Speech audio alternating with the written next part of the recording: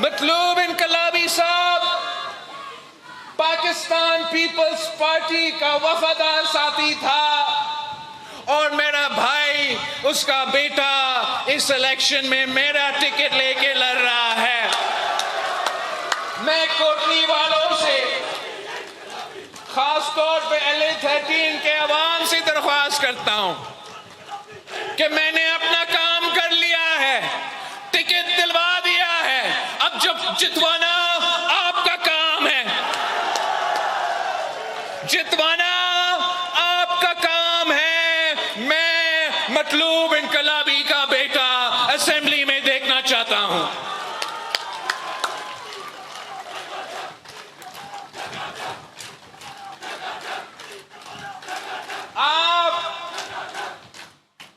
ने पिछले इलेक्शन में भी, मुझे याद है, पिछले इलेक्शन में भी पाकिस्तान पीपल्स पार्टी और आजाद कश्मीर का पाकिस्तान पीपल्स पार्टी ने उन हालात में जब आजाद कश्मीर में नून लीग की तो वफाक में इमरान खान का हुकूमत था, उन हालात में भी पाकिस्तान पीपल्स पार्टी आजाद कश्मीर इलेक्शन लड़े और आपने आजाद कश्मीर के हद तक जो अक्सरियत सीट्स थे आजाद कश्मीर के अंदर, वो अक्सरियत सीट्स आपने पाकिस्तान पीपल्स पार्टी को दी थी। तो मेरे नजर में पिछले इलेक्शन भी हम जीत चुके थे। अब हालात कुछ और है, हालात कुछ और है। 6 महीने से आजाद कश्मीर में पीपी का हुकूमत और काफी सालों से वफाक में हमारे दोस्त शहबाज शरीफ साहब का हुकूमत है। तो अब पिछले इलेक्शन की तरह इंशाल्लाह मुश्किलात नहीं होंगे।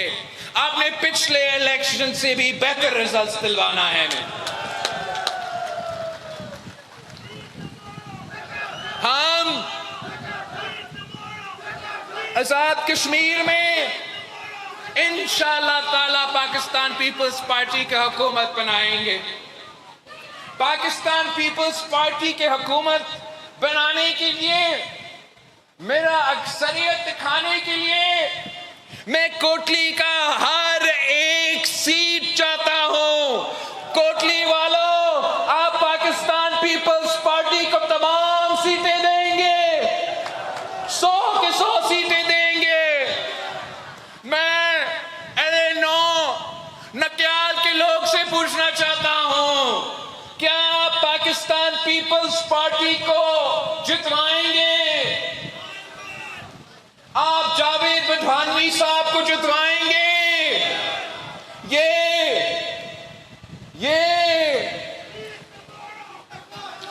आप ये जरा मजाक देखें, इनको मालूम है कि बधवानी साहब जीत रहा है, उनको पता है, नजर आ रहा है, तो करते क्या है? करते क्या है? कत्ल का FIR काटते हैं। मुझे लगता है कि वो तो पूरा का पूरा कश्मीर को दहशतगर्द करार देना चाहते हैं। मैं तो पूरी दुनिया फिर के आता हूं कश्मीरियों का दिफा करते हुए। जब मोदी कहता है कि कश्मीरी मुसलमान दहशतगर्द है, मैं उसका जवाब देता हूं। यहां आप हर किसी को कातिल, हर किसी को दहशतगर्द करार देना चाहते हो। क्या जावेद बधानवी साहब कातिल लगता है आपको? ये लोग समझते हैं कि 1-2 FIR काट के पाकिस्तान पीपल्स पार्टी के कारकुनों को डरा सकते हैं। ये भूल चुके हैं कि ये वो जमात है जिनके कायदीन ने तख्ते दार पे चढ़ा, मगर आपके सामने कभी झुके नहीं, कभी डरे नहीं। और हम सब वही कायदे अवाम शहीद जुल्फिकार अली भुट्टो के सिपाही है। एक अदालत होता है और एक अवाम का अदालत मदद होता है। इंशाल्लाह ताला 27 को LA9 कोटली से आप जावेद बनानी साहब को मुंतखब करवा के जितवा के अवामी अदालत में सुरखरू करेंगे। और जो ये FIR कटवा रहे हैं, आप ये मत समझे कि हम आपको भूलेंगे। आपने ये कोशिश किया है कि पाकिस्तान पीपल्स पार्टी के जियालों को डराए। आपने ये कोशिश किया है कि मेरे पाकिस्तान पीपल्स पार्टी के जियालों को खौफजदा करे। इंशाल्लाह ताला इलेक्शन होने दे, उसके बाद मैं खुद आपका देख लूंगा। हाँ, LA8 को तो मैं भूल नहीं सकता हूं। मैं LA8 के जियालों से रिक्वेस्ट करता हूं कि आपने मलिक जफर साहब को जितवाना है, भारी अक्सरियत से जितवाना है। मैं चाहता हूं कि पूरा का पूरा कोटली में तीरों का बारिश हो, तीरों की बारिश।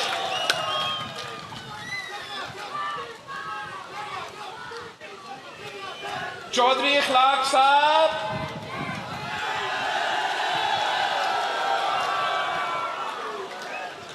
बहुत कम उम्मीदवार होते हैं जो कद में मुझसे भी बड़ा होते हैं।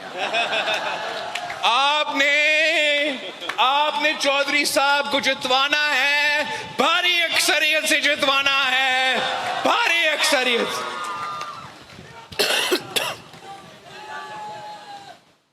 बाकी जो 2 सीटें रहते हैं, उन दोनों का जिम्मेदारी मैंने चौधरी यासीन साहब को दिया है। अब पिछली दफा चौधरी यासीन साहब ने दोनों सीटें निकाले, और उन हालात में निकाले जब कश्मीर भी हुकूमत किसी और का और वफाक में भी किसी जिसका हुकूमत था, आपको याद है। और उस इलेक्शन में अपनी आबाई सीट भी जीती और शहर वाली सीट भी जीत चुका। जंग का माहौल पैदा हो गया था। चौधरी यासीन साहब के बेटे को भी गिरफ्तार कर रहे थे, लेकिन जेल में बैठ के भी आप इलेक्शन जीत चुके थे।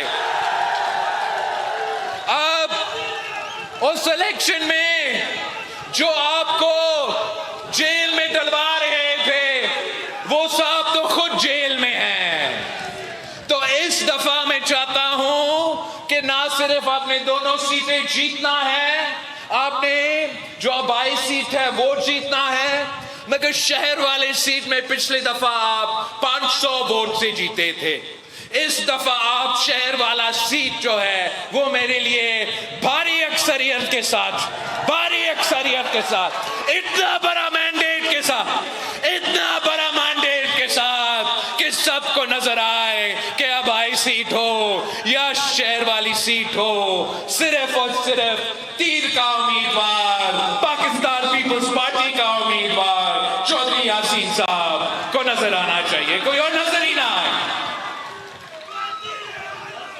मैं अब पिछले 2 महीनों से पहाड़ों में कायम हूं। कभी मैं गिलगित बल्तिस्तान के पहाड़ों में, तो कभी आपके पहाड़ों के बीच में।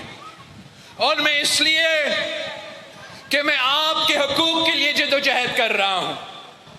मैंने आज से नहीं लेकिन गिलगित बल्तिस्तान और आजाद कश्मीर का पिछले इलेक्शन से एक मंशूर सामने लेकर आया, और उस मंशूर के मुताबिक मैंने गिलगित बल्तिस्तान से वादा किया कि मैंने आपको हक़े हाकिमियत, हक़े मलकियत और हक़े रोजगार दिलवाना है। और अभी इस इलेक्शन में जाके इस मंशूर पे लड़के मैं गिलगित बल्तिस्तान के अवाम का शुक्रगुजार हूं कि उन्होंने तारीख में पहली मर्तबा वफाक को शिकस्त दिलवाया और पाकिस्तान पीपल्स पार्टी को जितवा कर हुकूमत बना दिया। और इंशाअल्लाह ताला अब मैंने गिलगित बल्तिस्तान से किया हुआ वादा पूरा करना है। तो अब मैं आपके पास आया हूं, मैं उन तीन उसूल साथ लेकर आया हूं कि मैं आजाद कश्मीर को भी हक हाकमियत, हक मलकियत और हक रोजगार दिलवाना चाहता हूं। आजाद कश्मीर का हक हाकमियत आप दो पहलू में इसको डिवाइड कर सकते हैं। आपको जो आलमी सतह का हक हाकमियत का जिदोजहद है, वो जिदोजहद कायदे अवाम शहीद जुल्फ़िकार अली भुट्टो ने लड़ा, वो जिदोजहद शहीद मोहतरमा बेनज़ीर भुट्टो भी लड़ी थी। और मैं बहैसियत पाकिस्तान की तारीख का सबसे नौजवान वज़ीर ख़ारजा आपका ये जिदोजहद आलमी सतह पे लड़ के आया हूँ। मैं पाकिस्तान का वाहिद वज़ीर ख़ारजा हूँ जिसमें हिम्मत था कि वो ना सिर्फ मोदी के सरजमीन पे जाऊं, मगर मोदी के सरजमीन पे जाके आजाद कश्मीर का, आजादी का और मकबूजा कश्मीर का आजादी का बात करके आया हूं। आलमी सतह का जो जिदोजहद है, वो कायदे अवाम ने कहा कि हम 1000 साल जल लगेंगे मगर आजादी हासिल करेंगे, और हम वो 1000 साल का जंग लड़ने के लिए तैयार है। जो आपका हक हाकमियत का जिदोजहद है, जो आपका आलमी सतह का जिदोजहद है, शहीद मोहतरमा बेनज़ीर भुट्टो ने हमें सिखाया कि जहां कश्मीरियों का पसीना गिरेगा वहां हमारा खून गिरेगा। तो इंशाअल्लाह ताला ये पाकिस्तान पीपल्स पार्टी का तीसरी नस्ल वो जिदोजहद आलमी सतह पर लड़ने के लिए तैयार है। साथ साथ कश्मीरियों के पास ये हक है कि जब तक हमारा रायशुमारी ना हो, जब तक आलमी सतह का जिदोजहद में हम कामयाब, मुकम्मल तौर पे कामयाब नहीं हुए, तब तक क्या ये पुराने तरीक़ेकार आपके लिए काफ़ी है? आज़ाद कश्मीर को कोई तब्दीली नहीं चाहिए। अब वही रवायती निज़ाम जो चलता आ रहा है, आप अगर वो चाहते हो कि वैसे जैसे है वैसा ही रहे, तो वो भी आपका मर्जी। कायदे अवाम शहीद जुल्फ़िकार अली भुट्टो ने हमें सिखाया कि कश्मीर का फैसला कोई और नहीं, सिर्फ कश्मीर के अवाम कर सकते हैं। मगर मैं समझता हूं कि कश्मीर के अवाम तब्दीली चाहते हैं। मैं समझता हूं कश्मीर के नौजवान खास तौर पे तब्दीली चाहते हैं। वो पुरानी तनख्वाह पे चलने के लिए तैयार नहीं, वो इस्लाहात का मुतालबा करते हैं। वो कहते हैं कि आलमी सतह पे हमें हक आलमियत का जिदोजहद जीतना है, मगर मुकामी सतह पे भी हमें मजीद हकूक चाहिए, अपना नुमाइंदगी का हकूक चाहिए, अपना आवाज़ उठाने के हकूक चाहिए। मेरा एक ख्वाब है, मेरा एक ख्वाहिश है कि जैसे शहीद मोहतरमा बेनज़ीर भुट्टो ने आज़ाद कश्मीर को और कश्मीर को OIC में ऑब्जर्वर स्टेटस दिलवाया था, तो शहीद बीबी ने क्यों ये स्टेटस दिलवाया था? इसलिए शहीद बीबी चाहती थी कि जबकि पाकिस्तान आलमी दुनिया के फोरम्स पे बैठकर आपकी नुमाइंदगी कर सकता है और करते आ रहा था, इससे बेहतर होता कि आप खुद और आलमी सतह पे बैठ के आप खुद अपना आवाज उठाए, आप खुद अपना हकूक का जिदोजहद करें। तो वैसे ही मैं चाहता हूं कि पाकिस्तान के अंदर जो अहम फैसला साजी के लिए अहम इदारे हैं, वहां आजाद कश्मीर का नुमाइंदगी होना, आवाज पहुंचाना बहुत जरूरी है। तो वैसे जब तक पीपल्स पार्टी बैठती है, चाहे वो नेशनल असेंबली में हो जहां हो, हम आपका आवाज उठाते रहेंगे, आपका हुकूक का दिफा करते रहेंगे। मगर क्या ये अच्छा नहीं होता कि अगर जैसे OIC में आपका ऑब्जर्वर स्टेटस हो, तो वैसे क्यों नहीं अभूरी स्टेज पे जब तक रायशुमारी मुकम्मल नहीं हुआ, तो तब तक कश्मीर का नुमाइंदगी CCI में होना चाहिए, तब तक कश्मीर का नुमाइंदगी अभूरी ऑब्जर्वर नुमाइंदगी NFC में होना चाहिए, ताकि जब आपके माली वसाइल के मुताबिक फैसले किए जा रहे हैं तो कश्मीर का आवाज उस कमरा में होना चाहिए। ये मेरा फैसला है नहीं, ये आपका फैसला है। ये फैसला आपने करना है, हम सिर्फ आपको तजवीज़ दे सकते हैं।